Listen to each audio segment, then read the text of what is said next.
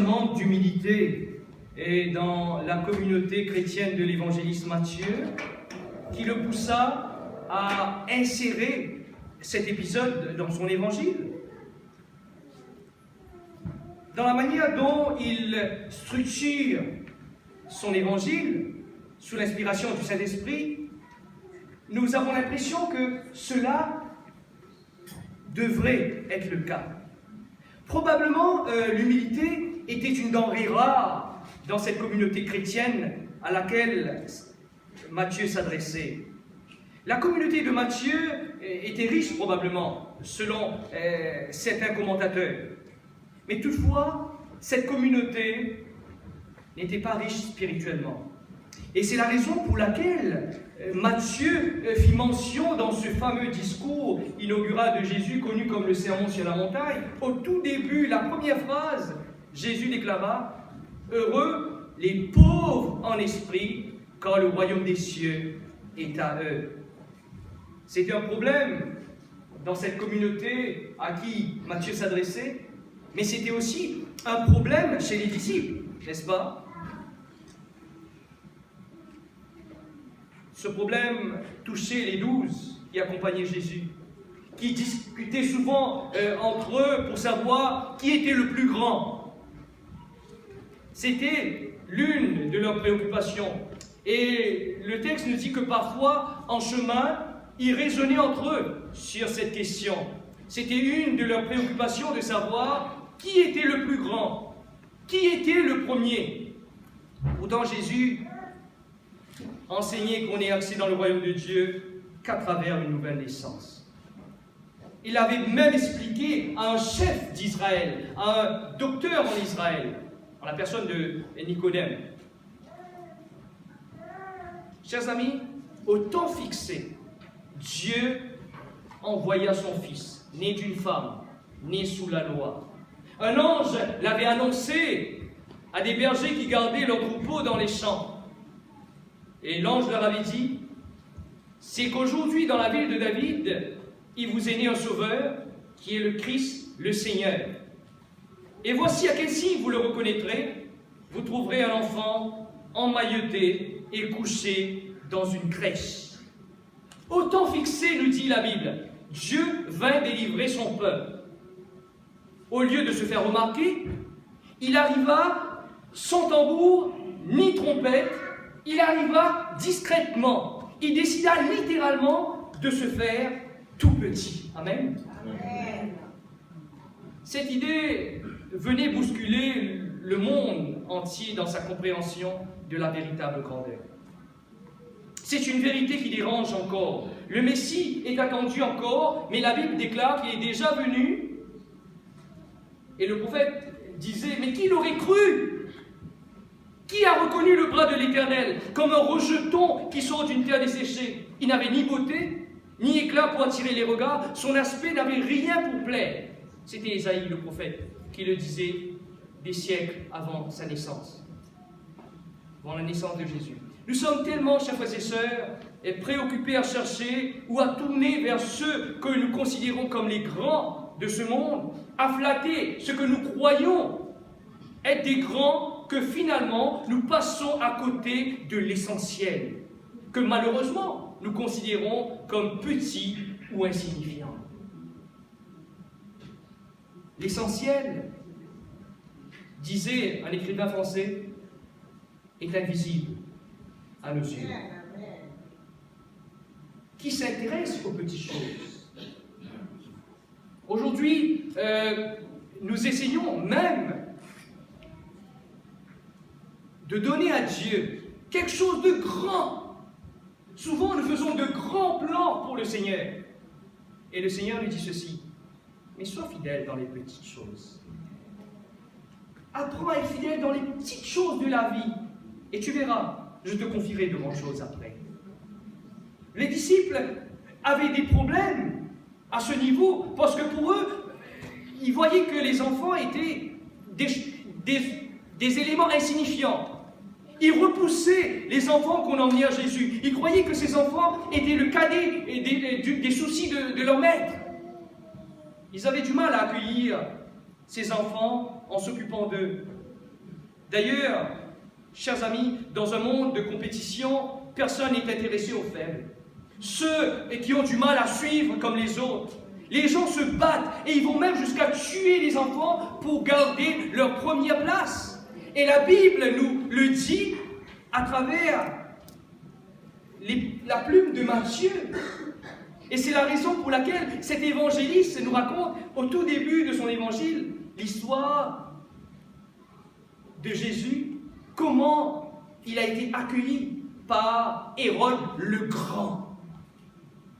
Hérode le Grand. Mais Hérode n'a pas manifesté la véritable grandeur.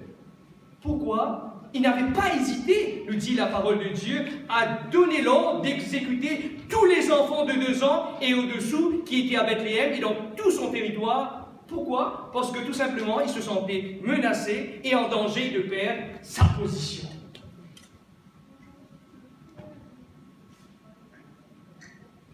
Vous vous rendez compte ? Jésus n'était qu'un bébé. Il n'était qu'un enfant. Hérode le Grand, je dirais plutôt l'ignoble Hérode, l'infâme Hérode, il avait accueilli cet enfant par la violence et l'agressivité. Selon Jésus, quiconque reçoit en son nom un petit enfant comme celui-ci, donc l'enfant qu'il avait placé au milieu des disciples, il dit ceci, me reçoit moi-même.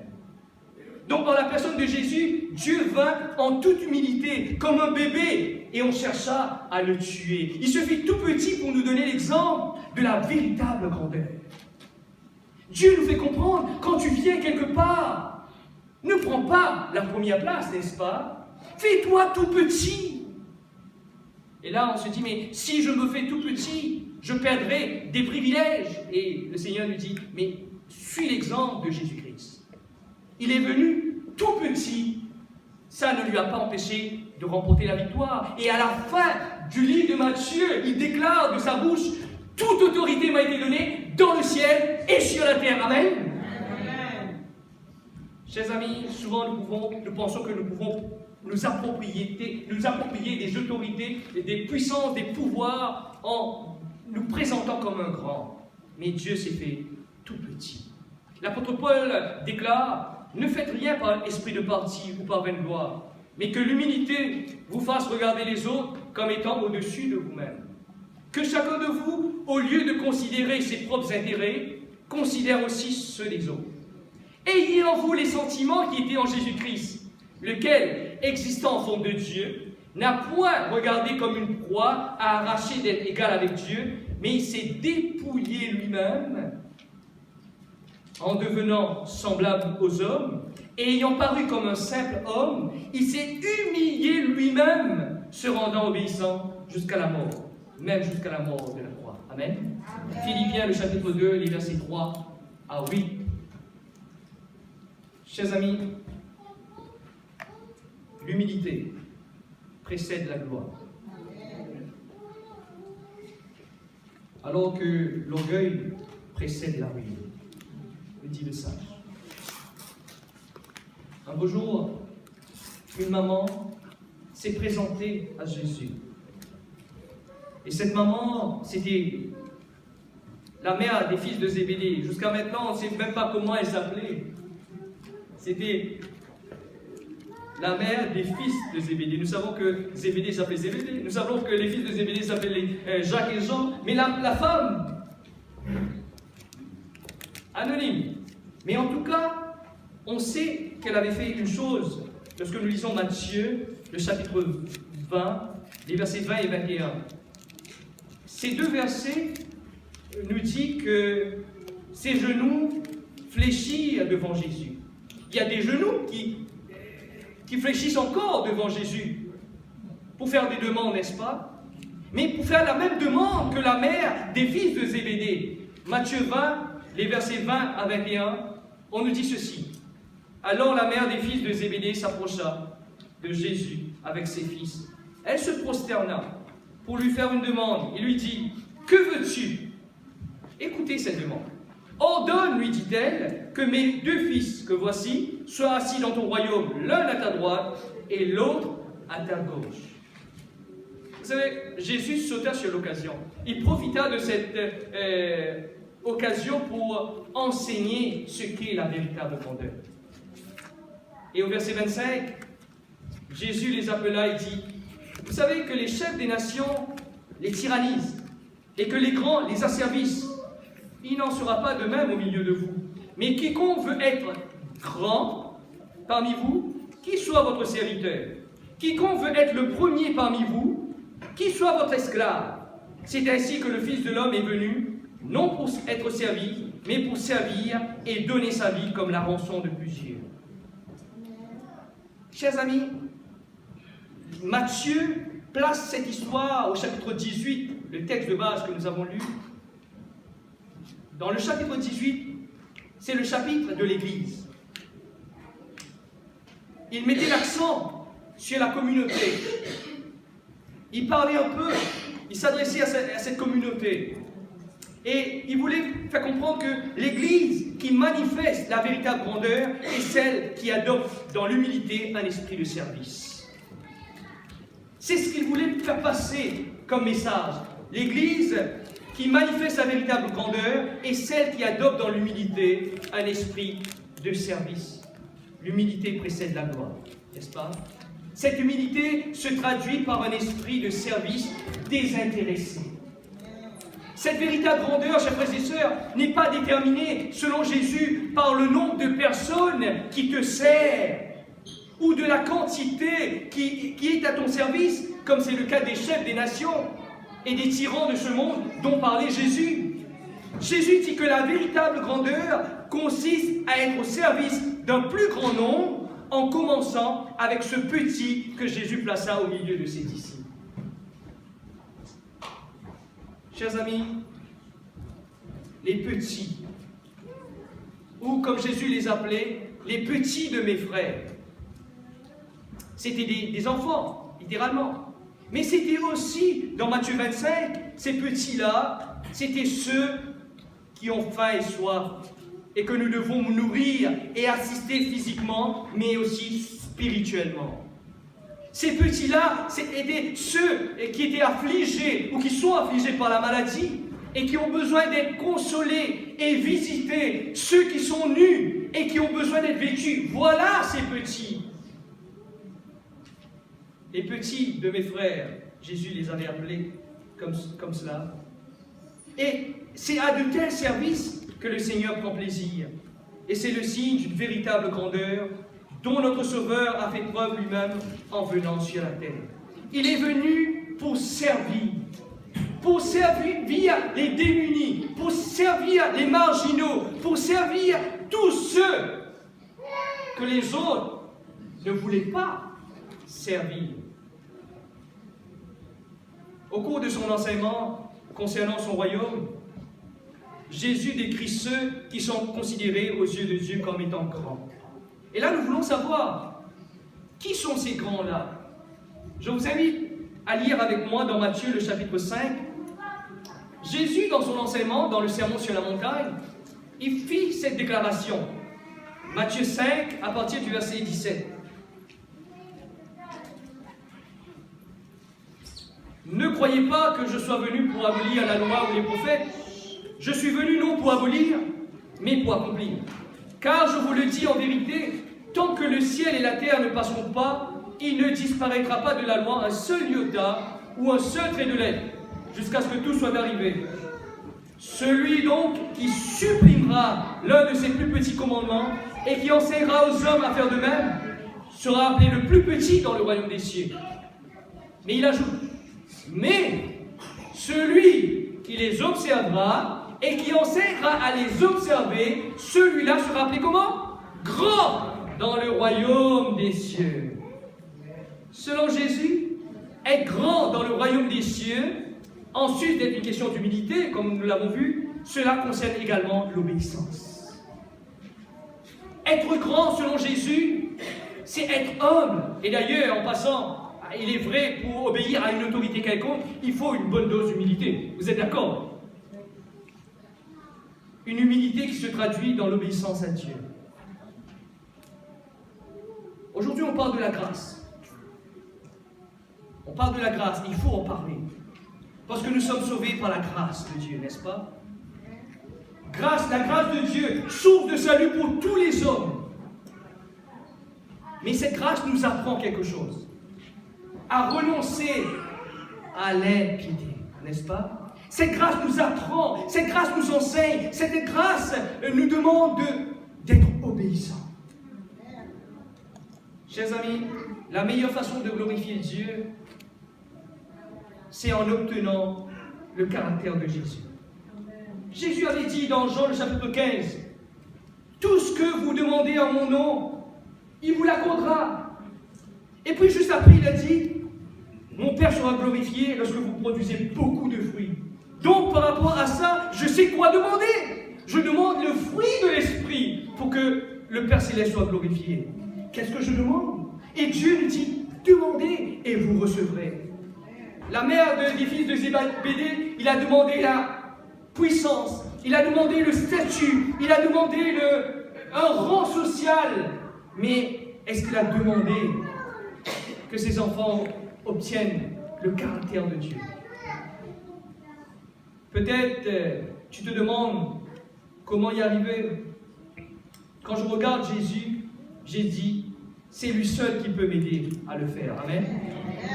Quand je regarde Jésus, il était continuellement sous l'égide et la protection de celui auquel il s'était toujours soumis dans l'obéissance, c'est-à-dire son Père Céleste.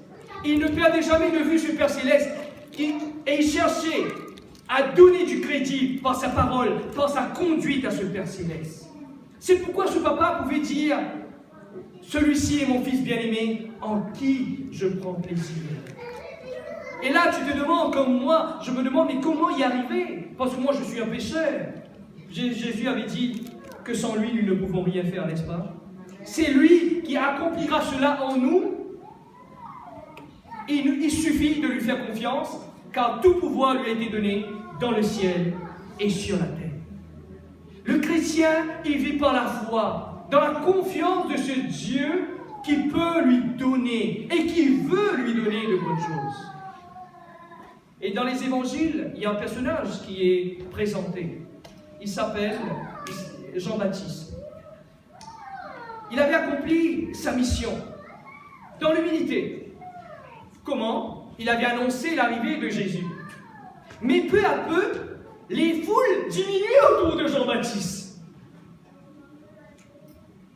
Quand Jésus revint de Jérusalem, dans la région proche où il était du Jourdain, la population se pressa au-devant de Jésus pour l'entendre.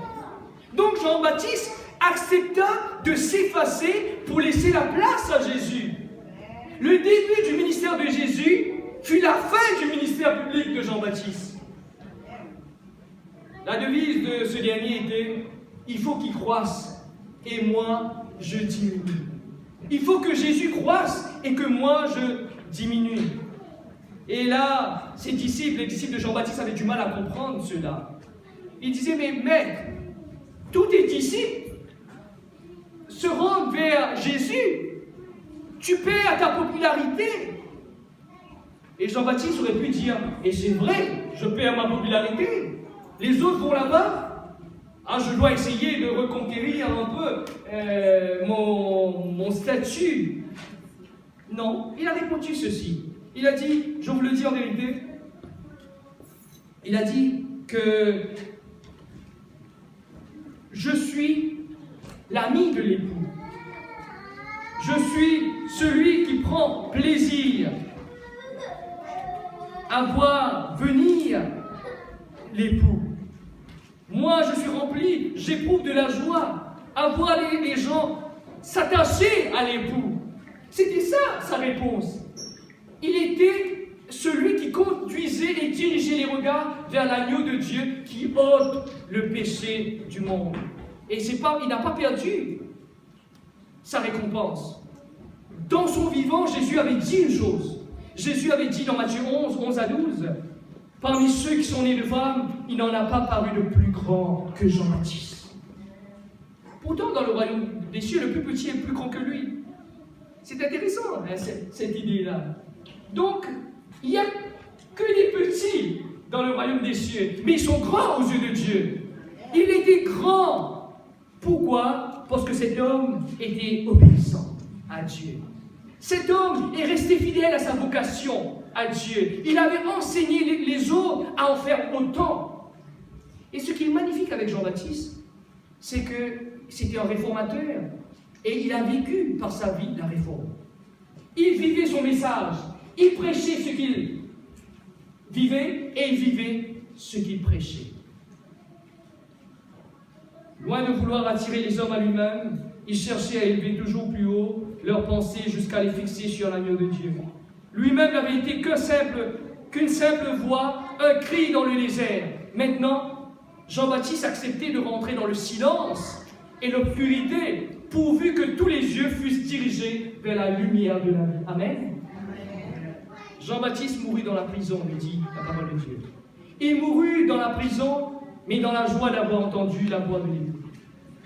Il a entendu Jésus, il a vu Jésus, ce que les prophètes avant lui aspiraient. Lui, il était le privilégié. Il a pu voir Jésus, il a pu entendre Jésus. Chers amis, c'est pourquoi il ajouta aussi cette joie qui est la mienne est à son comble. Il faut qu'il croisse et que moi je diminue. Martin Luther King Jr. avait déclaré ceci. La véritable grandeur d'un homme ne se mesure pas à des moments où il est à son aise, mais lorsqu'il traverse une période de controverse et de défi. En effet, la véritable grandeur se manifeste dans la vie de celui ou de celle qui a accueilli le Christ et qui, par amour pour Dieu et son prochain, enseigne aux autres à s'attacher à Jésus.